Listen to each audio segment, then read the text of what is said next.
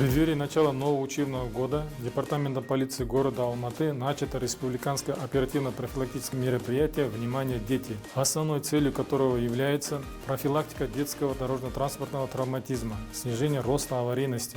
Основными причинами возникновения дорожно-транспортных происшествий является отсутствие навыков поведения у детей на дорогах, незнание основных азов правил дорожного движения. Необходимо повышение правосознания детей, воспитание у них чувства самосохранения на дорогах путем соблюдения требований правил дорожного движения. В городе Алматы на сегодняшний день имеется 212 общеобразовательных учебных заведений, где в канун нового учебного года сотрудниками административной полиции проведено обследование. По его результатам установлено 47 новых дорожных знаков, восстановлено 43 дорожных знака, нанесено более 10 500 линий дорожной разметки, обслужено 5242 дорожных знаков, установлено 67 панно индивидуального проектирования.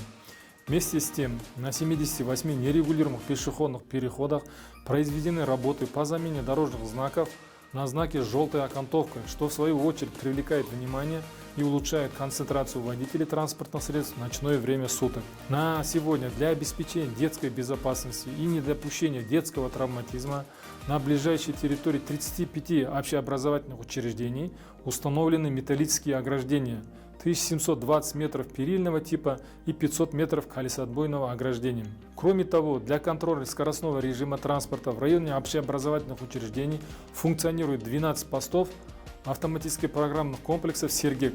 Дополнительно в 2023 году планируется установить 97 аналогичных постов.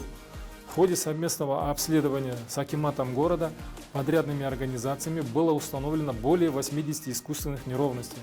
Работа в данном направлении продолжается и находится на контроле у руководства Департамента полиции города Алматы.